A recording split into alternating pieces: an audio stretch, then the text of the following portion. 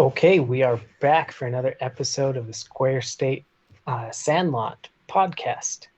And tonight we are going to be talking about the NFL. We have a contest, I guess, who got closest guessing the points for the first game of the NFL season.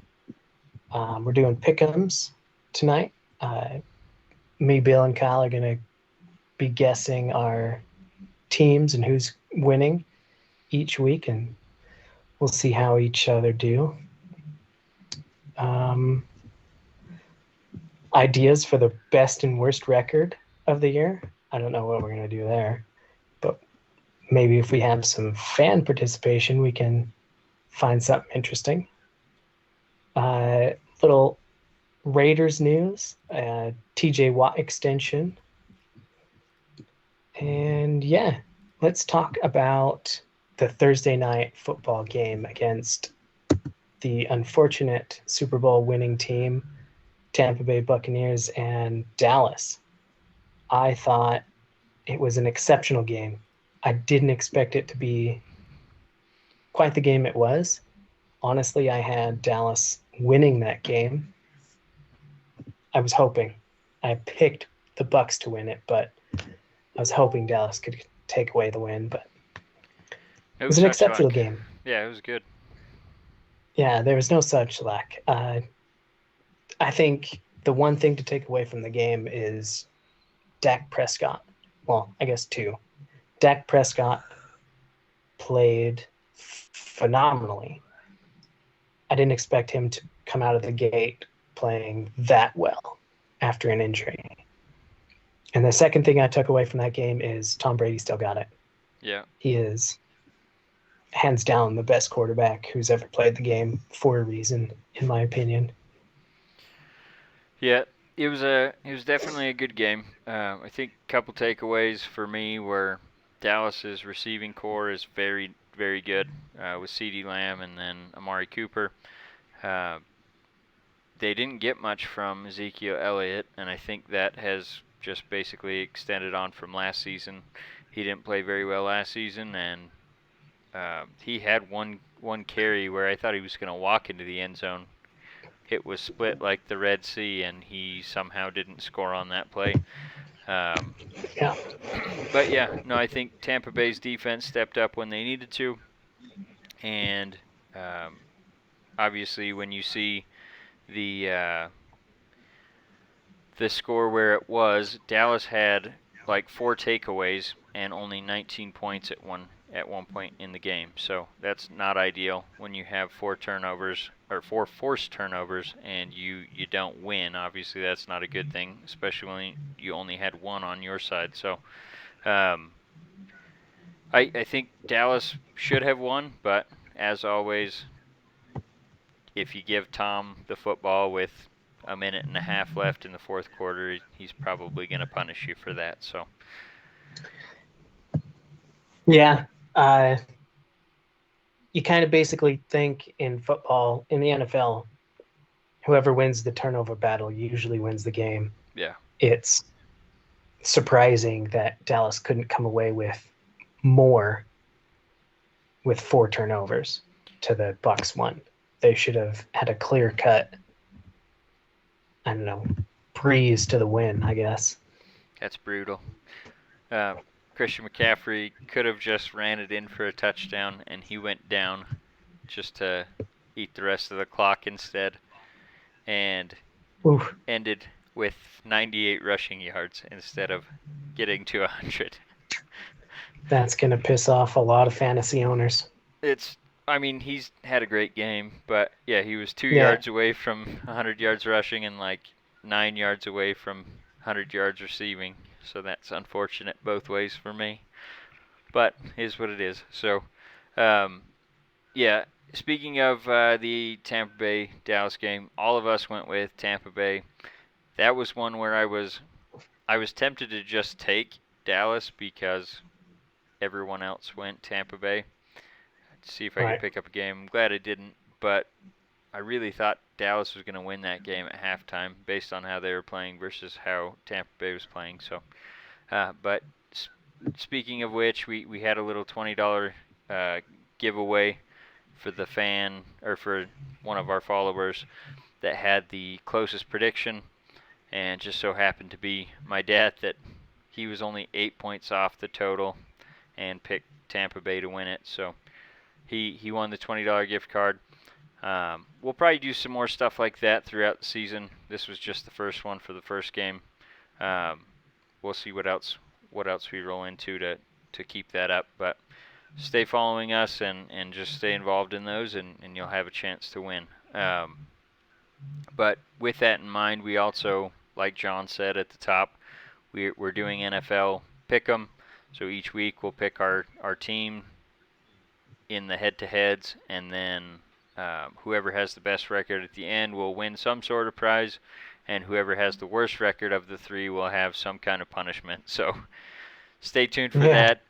We're asking for some fan input to decide what the prize should be and what the punishment should be. So stay involved in that, and we'll see what happens with it. John, why don't you go through your picks real quick? Obviously, we're recording on Sunday, and some of these games have already started, but we got the picks in before any games started, right. So can't change them now. I got the right. Yeah, we're kind of, with the time difference we got, it's kind of hard to get our podcast going before the games start. So we got to pick them before they begin on Sunday. But yeah, we're gonna have them due on Wednesday night. So all right, that way they're in before the Thursday night game. So yeah, maybe we can post them on Facebook and social media and stuff, so everyone can put in their input. Yeah. But anyway, let's have you run through yours, and then I'll tell mine, and then I'll give Kyle's as well, since he's not able to join us today. Okay.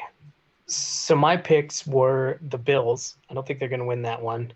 I got Panthers, Jags, Cardinals, Chargers, Eagles, Vikings, Niners, Seahawks, Patriots, Chiefs, Packers, Broncos, Rams, and Ravens, and obviously the Bucks, which squeaked out a win. But yeah, those are my picks for this week.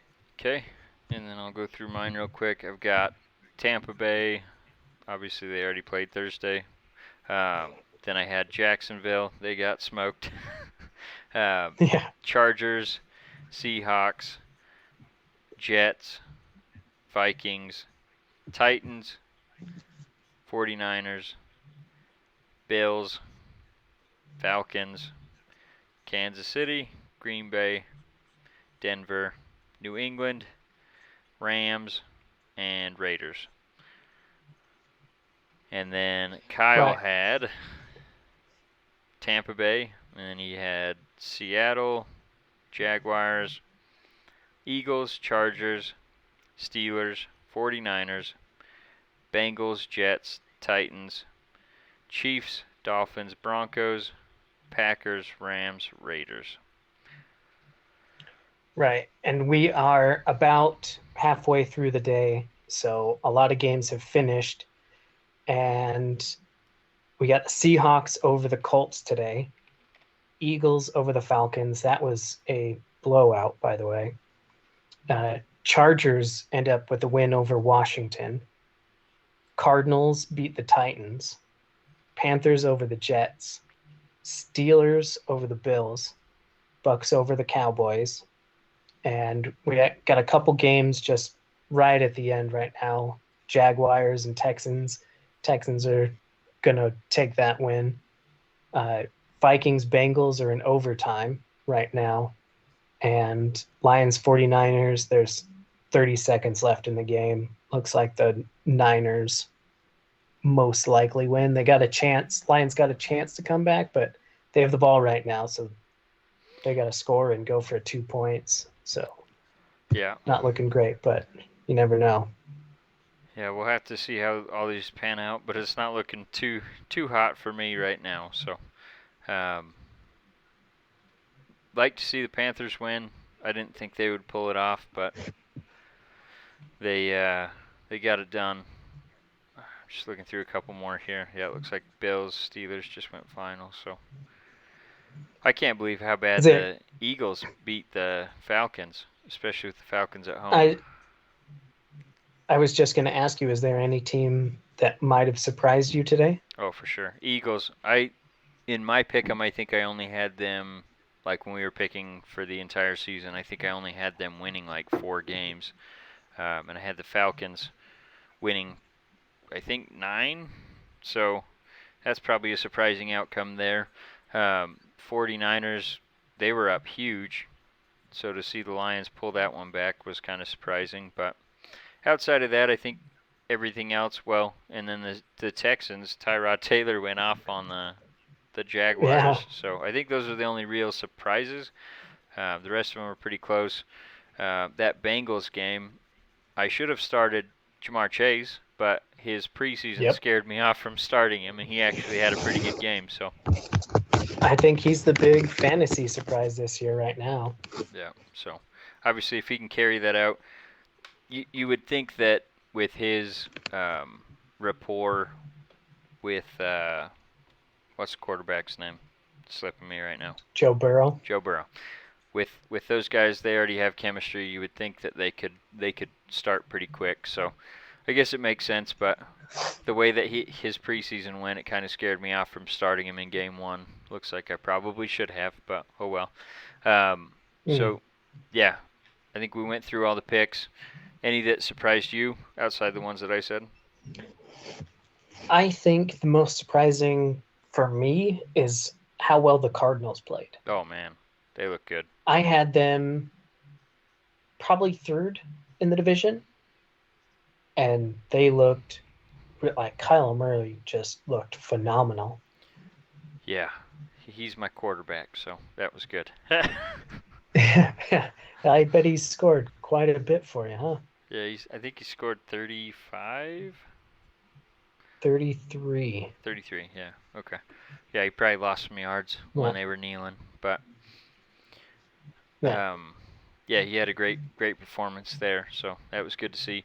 And I think all of us picked the Titans except for you. Yeah, you picked the Cardinals.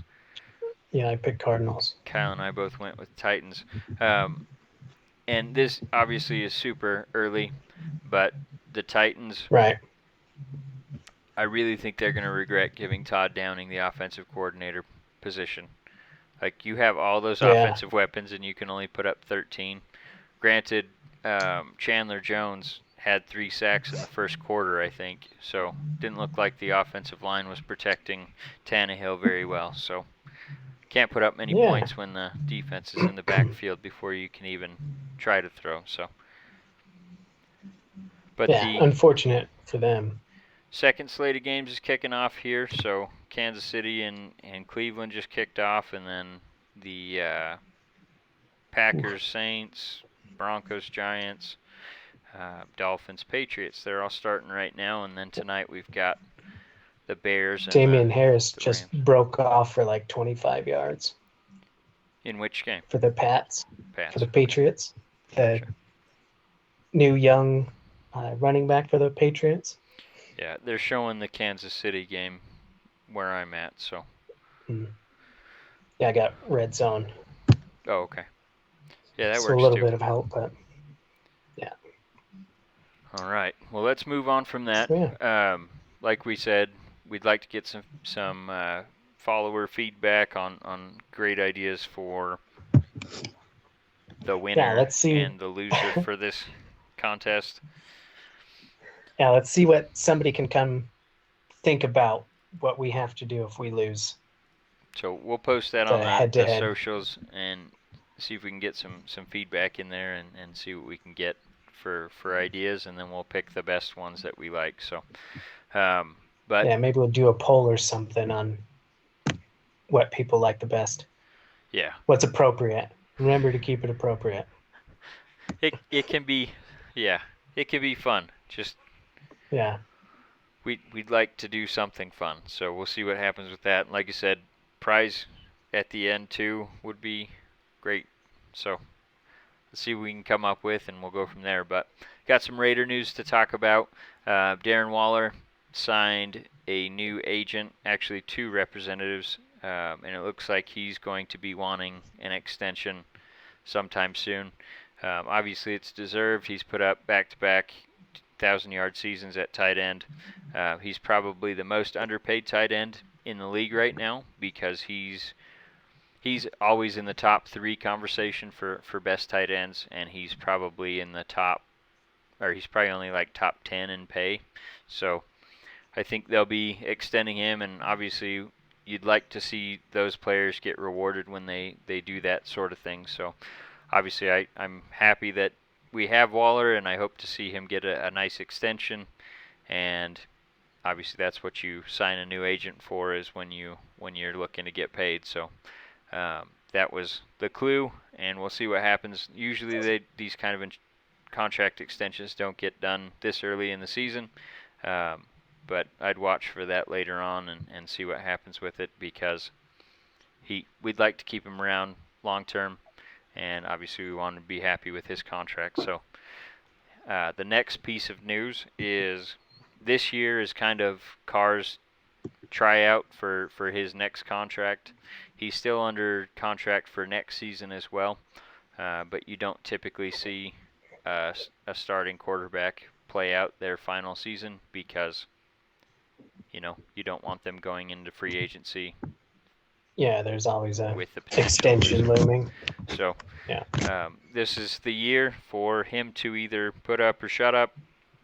I think Gruden's happy with Carr, but Gruden's also always looking at every quarterback in the league and what he thinks he can do with them, and even college football as well. So I wouldn't be surprised What would you like to see? I don't really know. I like Carr. I think he's good enough to at least keep us in the playoff contention. But you have to have a solid defense around him, because he's not going to win any games by himself. Like a lot of these quarterbacks you see, like Kyler Murray and Russell Wilson, he doesn't take over a game. He's not going to wow you with any of his. Well, he'll wow you with a couple throws, but it's few and far between. Rather than like Russell Wilson had 2 incredible throws to Tyler Lockett today that just threw him open. Lockett made the play, scored 2 touchdowns. So if that's the best we can get is Carr, obviously I'd like to keep him around, but at the same time you're going to have Aaron Rodgers available next year. You'll have obviously some players coming out of college football that could make an impact. That's kind of a crapshoot. So he's definitely been a stability piece for the Raiders for the last few seasons, and that's not something we've had. So I don't want to minimize that, because we've gone through so many quarterbacks and none of them have been as good as Derek Carr. But there's also been a lot of quarterbacks around the league that have been better than Derek Carr. So that's where you're kind of stuck. So if they extend him, I'll be okay with it. If they don't, I'll probably be okay with that too. So yeah, I completely agree with your assessment, to be honest. Like teams have gone to the Super Bowl with a much worse quarterback than Derek Carr. So he's good enough to produce wins. He's not good enough to create wins, if that makes sense. Yeah, no, he's like he can sustain wins. He needs a lot of help on the defensive side and a couple playmakers, I think, outside of Darren Waller. Yeah. If Ruggs and Brian I can't Edwards? think of the other. Yep, I think it's Brian Edwards. He had a promising season last year. I think he got hurt though, didn't he? Yeah, so he had a couple good plays in the first 2 games, and I think that second game he got his ankle rolled on and missed basically until I think it was week 15. So he only played 4 or 5 games maybe last year. When he played, he looked good, but like I said, that ankle injury took him out for a good chunk of the year. So yeah, obviously people go nuts in the preseason, but there were people Ugh. comparing him to T.O. and Randy Moss and all that. So if he can be Yeah, that's 80% of one of those guys, sure, yeah. If he we'll can take be it. But 80% of one of those guys, then you got a number one receiver on 75% of the league. yeah, but But yeah, I think our offense was good last year. You might even say great. They were top 10 in most of the major categories that you track for offense. Um, but the defense was so bad. Like even though the offense looked mhm. good, we still were losing a lot of games. So it's that's the thing with Carr. I wouldn't call him a game manager because he's better than that. Like when you think of game manager, that's like your Trent Dilfers that won Super Bowl. Um, guys like that. I think he's a step above that. I think he's probably a top 10 quarterback in the league, but he's definitely in that second or third tier of quarterbacks where you have Mahomes and Josh Allen. Those guys can create wins, like you said. Derek Carr's not going to do that. He's going to just make the plays that are in front of him, and occasionally he'll make a highlight reel play. But Right. it's going to be, what won a game maybe, something like that, Yeah. where Mahomes and Josh Allen, Russell Wilson, those guys have 5, 6, sometimes 10 a game. Yeah. So Where the announcers are just in awe. yeah, Well, basically, I'm in awe. yeah, I was watching the Seahawks game today, and it was just like, God, like Russell Wilson looks like he's on his back foot, leaning over and falling, and then just hucks it up, perfect pass right to Tyler Lockett. yep. I mean, those are exceptional. You don't see that often, and Derek Carr is not going to give that to you. No, But like you said, he's going to make the right reads, make the right plays, good enough. He just needs the team around him. Chase. All right. Um, sorry, just checking the old fantasy here, Yeah. seeing what's I going have a on. little Green Bay news. I don't know if it's just tiny.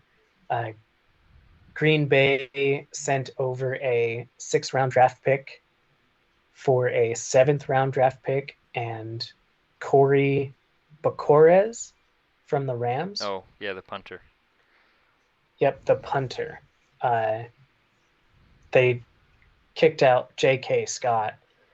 They drafted him a few years ago. I thought he'd be pretty good. I heard a lot of good things, and I just over the last few years he's just really been bland. So I Huge like the splash. pick. I like the job. I mean, it's a punter, but our special teams has been so terrible that this is news to me, I guess. So Yeah, just wanted to add that in. there was But in the Panthers game, their punter got hurt. I think it was the Panthers. You see either the Panthers or the Jets. One of the punters got hurt in the game and had to go out, and one of the players that was like the emergency punter came on and blasted like a 66-yard punt. It was amazing. Like wow, I think he was I a missed wide that. receiver too, so that's pretty impressive.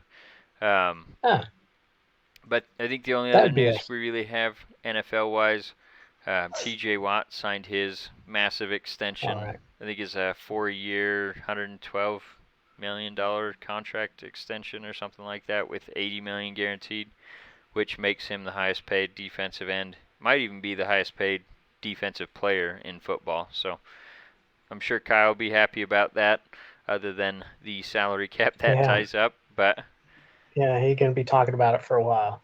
But he put up today. I think he yeah, had a couple sacks and a strip sack today. So one thing I might be wanted well worth to it. bring up as well in the NFL that I've just noticed so far today is how many coaches are going for it on fourth down. And then another trend that I've seen quite a bit of today as well is a lot of teams going for 2-point conversions even when they like don't need the 2 points, like to tie it or whatever. And the Browns just went for a 2-point conversion after they scored their first touchdown and got it. So I think you're seeing a lot more of the analytics come into play in football, which has been missing for quite a while. So just an interesting thing that I saw from today. And then one thing that we haven't talked about yet, just because last week we didn't record, Wyoming won their first game in football against their old offensive coordinator, Brent Vegan. They beat, I think it was 19-16 or something like that against Montana State. So definitely had me nervous for a little while, but they ended up pulling it off. And then they faced Northern Illinois yesterday, and they were up like 18 points and got cute, went for it on fourth down instead of kicking an easy field goal that would have put them up 21. And as soon as they didn't get that fourth down conversion, Northern Illinois came roaring back and in fact took the lead late. But Wyoming went ahead and scored 50 points against them, and ended up winning 50-43. So it was a good game. Definitely had me nervous there for a little bit once they gave up that 18-point lead to go down one, but they ended up pulling it off in the end. And one thing that I did notice that we didn't see like at all with Vegan at offensive coordinator calling plays is they were throwing the ball, like not because they had to, not because they were behind, but they were throwing the ball to actually get ahead. And if you've been watching Wyoming the last few years with Vegan at the helm calling the plays at offensive coordinator, it seemed like it was run on first, run on second, and then throw on third if you don't get it, the first down. And it was just that throughout the entire game. And everything was so predictable. It got really frustrating as a Cowboys fan. So definitely excited to see them actually trying to throw the ball and keeping the defense off balance. That's something that I feel like they've needed to do. And obviously you can argue they didn't have the quarterbacks to do it or whatever. Chambers is definitely not super accurate. And Levi Williams, who showed some flashes last year when Chambers went out hurt, he's still not super accurate at quarterback. So I'm hoping Chambers has worked on his throwing accuracy in the offseason and is going to play the way that I think Bull thinks he can play. Did you catch either of those games or see any highlights or anything? Not over here, no. Yeah, I figured you probably couldn't watch it live, but didn't know if you'd watched any of the highlights yet. So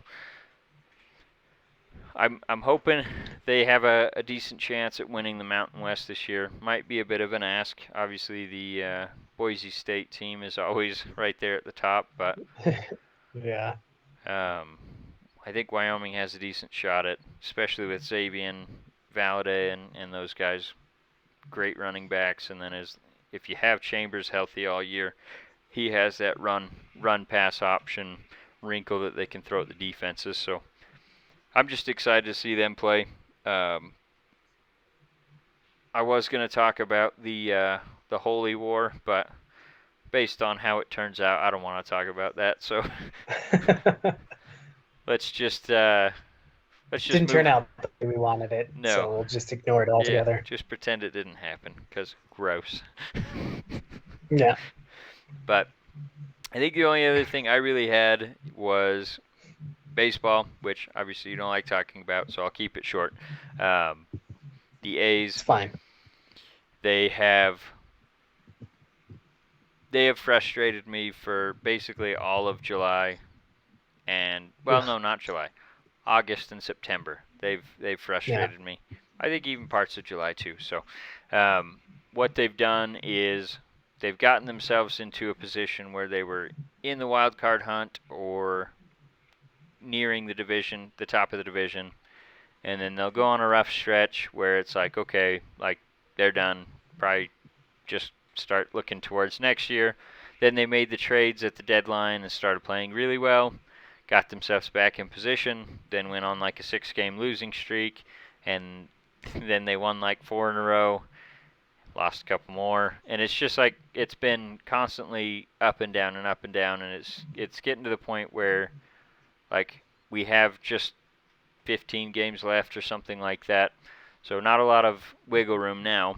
And they're playing the Texas Rangers, which they've been a bad team all year, but for some reason when we've played them, we've had a tough time against them for whatever reason. And it's usually been we scored a ton of runs, and then towards the end of the game we give up the lead, and then they win. And that's what happened last night. Looks like the Bengals just beat the Vikings in overtime. So as time expired, kicked a field goal. So that's yes, good little win for the Bengals. Very excited about that. But back to the A's.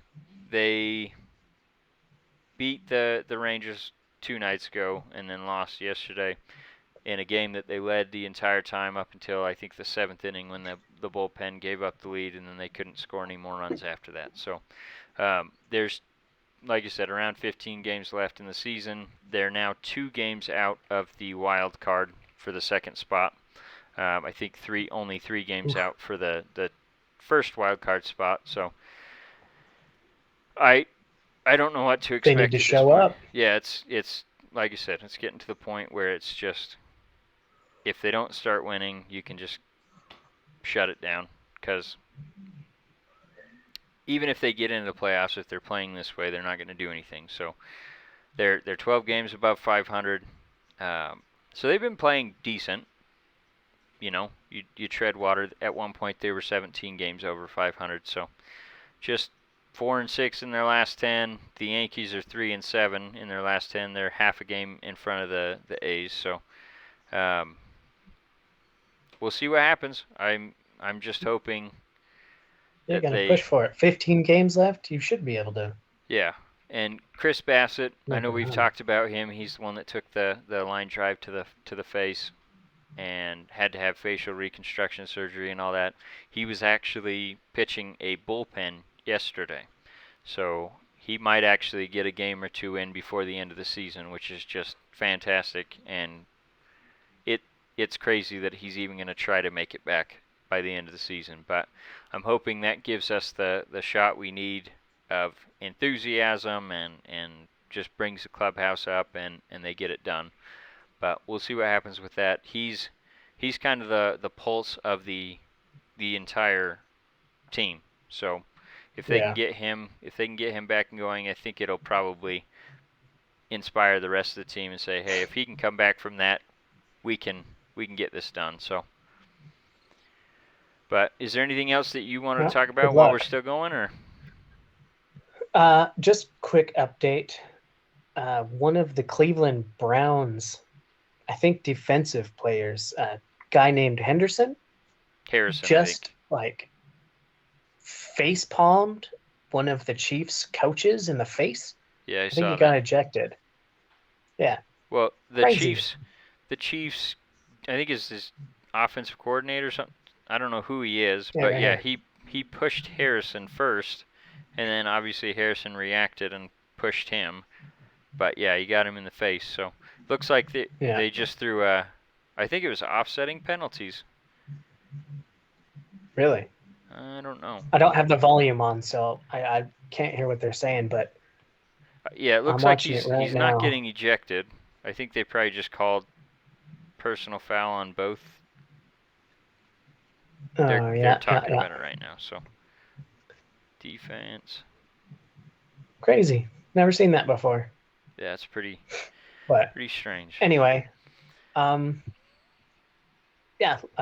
to, user participation. Come, visit our page. Tell us what we're doing, good and bad, and let us know about what is your idea for a punishment. I love the idea for a punishment. Yeah. I'm all in. That'll be the fun one. Prize, you'll have bragging rights and all that stuff, but it's always fun to watch someone else, unless it's you. But obviously if... Yeah, we could shave Kyle's beard or something. I don't know if he'd be down for that. Yeah, we'll see. We'll just put it in the poll. Let's see what happens. Sounds good. All right. Well, thanks for joining us. We'll be back again at some point in the following week. Had a little bit of a break just because of how schedules were lining up and the Labor Day holidays. So one last thought before we break. Just wanted to say a quick word about 9/11. Obviously, it's been 20 years and hit us pretty hard. So just want to keep those people that lost their lives on 9/11 in our thoughts and prayers, their families and everyone else that was affected, first responders, all that. So on that somber note, again, we thank you for tuning in, and we hope that you guys enjoyed. As always, like, follow, subscribe, share, all that fun stuff to help us spread the word, and we appreciate your support. Talk to you Love soon, you. John. Bye.